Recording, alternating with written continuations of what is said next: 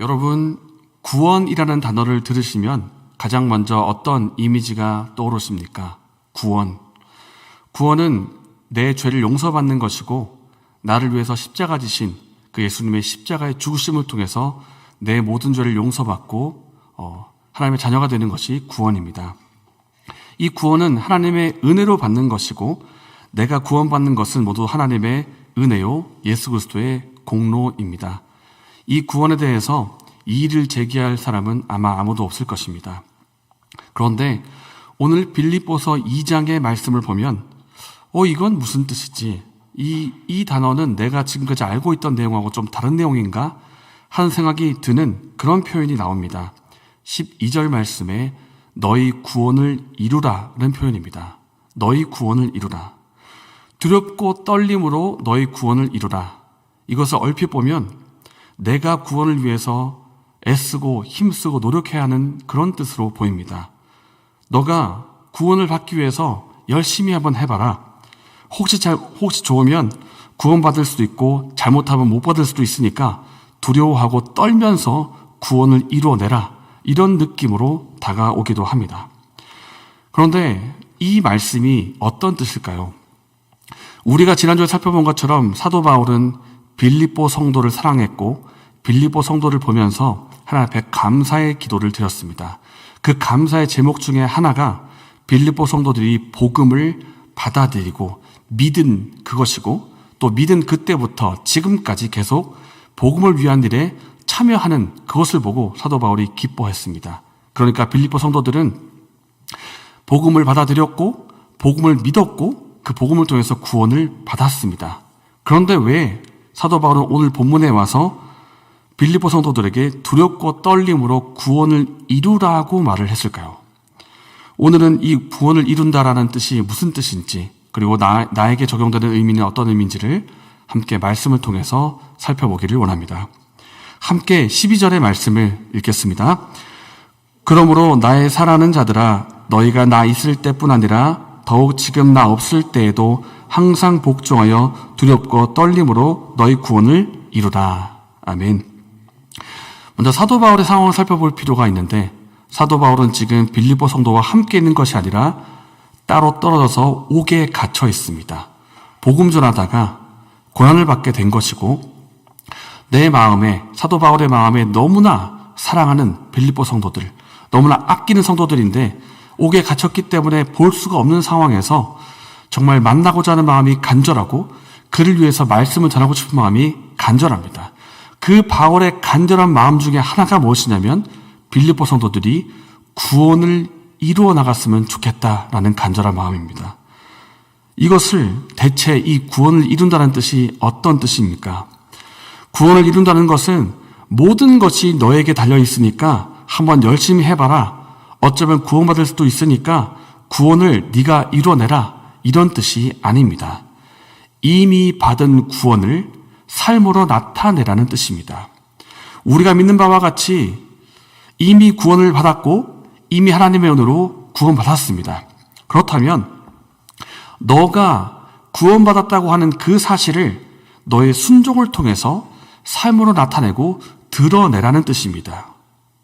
바로 구원을 이루라는 것인데 이미 우리가 구원받았다고 한다면 이미 받은 이 구원의 은혜를 순종함으로 삶으로 드러내고 나타내라는 뜻입니다. 다른 말로 하면 성화의 삶을 살라는 것입니다.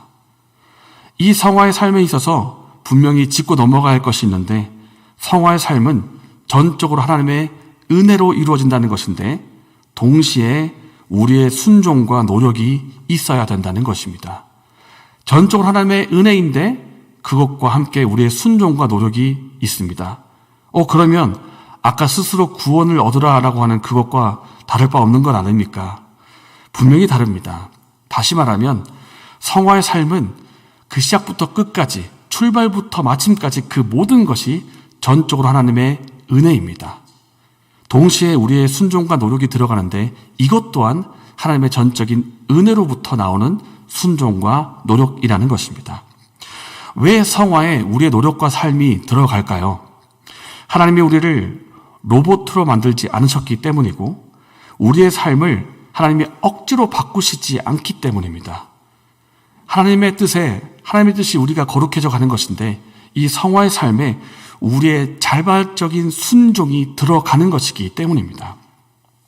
만약에 하나님께서 우리의 의지와 전혀 상관없이 그냥 무조건 성화를 이루어 가신다면 우리는 자유의지라는 버튼을 완전 꺼버리고 우리의 뇌 속에 버튼을 그냥 다 꺼버리면 될 것입니다. 팔, 다리, 그냥 몸통 하나님이 움직이신 대로 삐걱삐걱 이렇게 그냥 움직이면 될 것이고 생각할 필요도 없고 고민할 필요도 없고 기도할 필요도 없습니다.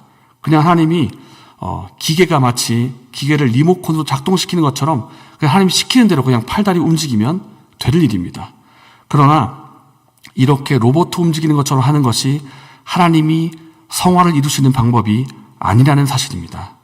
하나님이 우리 안에 거룩한 역사를 이루어 가시는데 우리의 인격을 통해서, 우리의 삶을 통해서, 우리의 순종을 통해서, 우리의 자유의지를 통해서 그 일을 이루신다는 것입니다. 그렇기 때문에 성화의 삶에 우리의 노력과 우리의 순종이 들어간다는 것입니다. 왜 순종이 필요할까요? 용서하는 것이 하나님의 뜻인데 그 뜻에 나도 동의하고 내 뜻을 거기에 맞춰서 따라가야 하기 때문입니다. 왜 노력이 필요하겠습니까? 하나님의 뜻이 용서라는 것을 내가 분명히 아는데 나의 죄성은 용서하기 싫기 때문입니다. 안에서 충돌이 일어나고 있으니까 싸워야 하고 죽여야 되고 쳐서 복종시키고 순종하는 일이 일어나는 것입니다. 그래서 성화의 삶을 보면 치열합니다.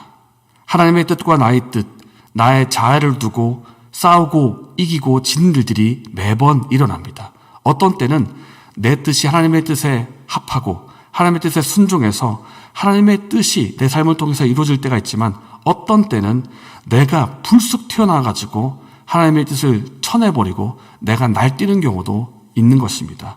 그렇기 때문에 성화의 삶에는 치열함이 있고 또 내 순종과 나의 노력이 함께 있는 것입니다.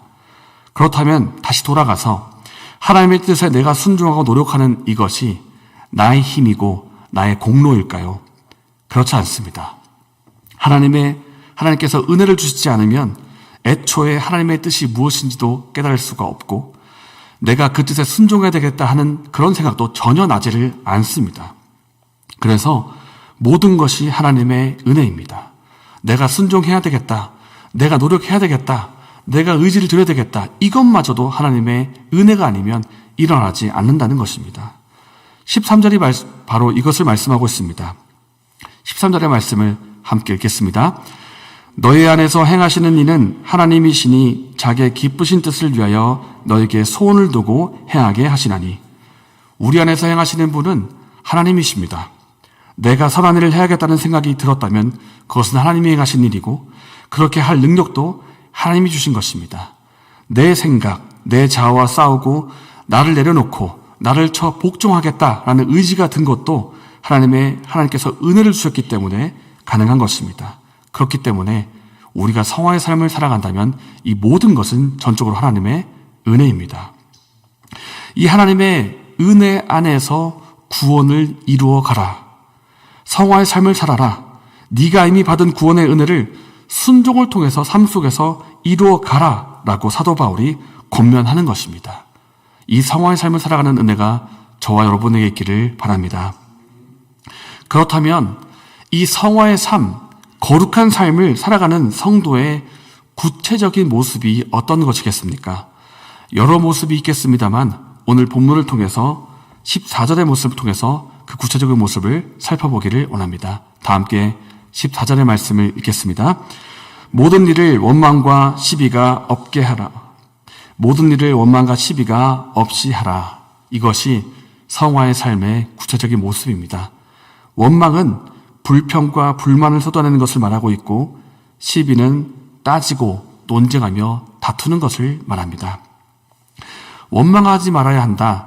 시비하지 말고 다투지 말아야 한다. 이것을 하지 말아야 한다는 것은 우리가 모르는 바가 아닙니다. 그런데 오늘 본문은 왜 이것을 하지 말아야 하는지 교회와 세상과의 관계 속에서 한 번 더 강조하고 있는데 그것을 집중해서 살펴보기를 원합니다. 왜 우리가 원망하지 말아야 되고 시비하고 다투지 말아야 될까요? 그것은 교회가 이 어두운 세상을 비추는 빛이기 때문입니다.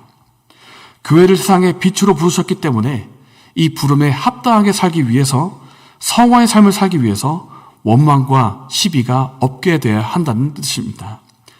우리가 사는 세상은 어떻습니까? 원망과 시비가 가득합니다. 원망과 시비가 공기처럼 퍼져 있고 매일 숨쉬듯이 있기 때문에 날마다 사건과 사고가 일어납니다. 여러분, 뉴스를 한번 보십시오. 다투는 일, 분노하는 일, 싸우고 죽이는 일, 이런 일들로 도배가 되어 있지 않습니까? 개인적으로도 그렇고 국가적으로도 원망과 시비가 가득합니다. 같은 아파트 살던 한 주민이 관리비 문제 가지고 화가 나서 주차장 입구에 차를 대놓고 일주일이 되도록 차를 빼주지를 않습니다. 돈에 대한 욕심 때문에 부모님을 해치는 패륜적인 일을 저지릅니다. 그리고 또 이것을 보십시오. 우리가 최근 3주간 기도하고 있는데 이스라엘과 팔레스타인 간의 다툼을 보십시오. 이것은 내 땅입니다. 이것은 거룩한 땅이고 하나님께서 나에게 주신 땅입니다. 서로 땅을 차지하고 싶어서 이 입장 차이가 좁혀지질 않습니다. 그 속을 들여다보면 불만이 있고 원망이 있고 분노가 있고 전쟁이 있습니다. 이런 일들이 개인적으로 국가적으로 가득합니다. 이렇게 원망과 시비가 싸움이 가득한 세상이 우리가 사는 세상입니다. 왜냐하면 이미 어그러지고 왜곡된 세상이기 때문입니다. 진리와 거짓이 뒤바뀌고 하나님께 드려야 할 영광을 사람을 향해서, 사물을 향해서 바치고 있고 불법이 있고 악한 일들이 계속 있는 그런 세상인 것입니다. 이렇게 원망과 시비가 가득한 세상에서 교회는 그렇게 하지 말라는 것입니다. 너희는 세상에 빛을 비추는 빛으로 부름을 받았으니까 이 어그러지고 거스른 세상 속에서 순전하고 빛을 비추는 삶으로 살아가라는 것입니다. 우리가 성화의 삶을 살아갈 때 이러한 빛의 역사가 나타난다는 것입니다. 그런데 여러분, 솔직히 한번 우리가 묻고 답해보기 원합니다. 우리의 삶에 원망거리가 전혀 없습니까? 시비할 거리가 하나도 없습니까? 우리가 사람이고 사람이 실수가 있고 오해가 있고 입장 차이가 있는데 어째서 왜 불만과 불평거리가 생기지 않겠습니까? 그러나 세상 사람들이 하는 방식 그대로 분노하고 싸우고 다투고 죽이지 말라는 것입니다. 하나님의 은혜를 가지고 복음의 능력을 가지고 사랑하고 용납하고 인내하고 품어서 그런 일을 이겨내라, 없게 하라는 뜻입니다. 이렇게 함으로 세상에서 있었다면 이미 치고받고 싸우고 그렇게 했을 일인데 원만히 해결해 나가는 그 교회의 모습을 보면서 세상이 교회 안에 있는 하나님의 빛을 보게 하라는 것입니다. 교회에는 세상에 없는 무언가가 있다. 하나님의 향기가 있다. 하나님의 빛이 있다라는 것을 깨닫게 하라는 것입니다. 이러한 성화의 삶을 살아가는 은혜가 저와 여러분에게 있기를 바랍니다. 사랑하는 여러분, 오늘은 빌립보서 말씀을 통해서 구원을 이룬다는 뜻이 어떤 뜻인지를 살펴보았습니다. 구원을 이루어 간다는 뜻은 성화의 삶을 말하는 것이고 하나님이 이미 주신 그 구원의 은혜를 삶 속에서 나타내라는 뜻입니다. 그 구체적인 모습은 바로 원망과 시비가 없게 하는 것입니다. 우리가 이 세상 속에 살아갈 때 세상은 자기만 생각하고 자기를 위해서 싸우고 다투고 죽이는 세상인데 성도는 그렇게 하지 않고 교회는 그렇게 하지 않는 모습을, 그 모습을 통해서 세상에 있는 하나님의 빛을 세상 속에 비추어 가라는 뜻입니다. 우리가 이 성도의 삶을 살아가기를 원합니다. 그런데 솔직히 때로는 우리에게 부정적인 생각이 들 때가 있습니다.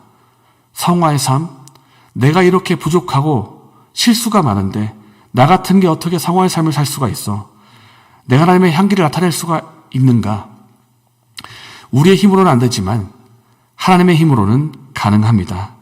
너희 안에서 착한 일을 시작하신 이가 그리스도 예수의 날까지 이루실 줄을 우리는 확신하노라. 하나님께서 이 일을 반드시 이루실 것입니다. 그렇다면 우리가 믿고 순종하면 되는 것입니다. 우리는 기쁨으로 순종합시다. 우리가 자발적인 순종을 통해서 하나님께 우리의 삶을 내어드릴 때 우리를 통해서, 우리의 인격과 삶을 통해서 그 거룩한 일들을 하나님께서 이루실 것입니다. 이런 은혜가 저와 여러분에게 있기를 바랍니다.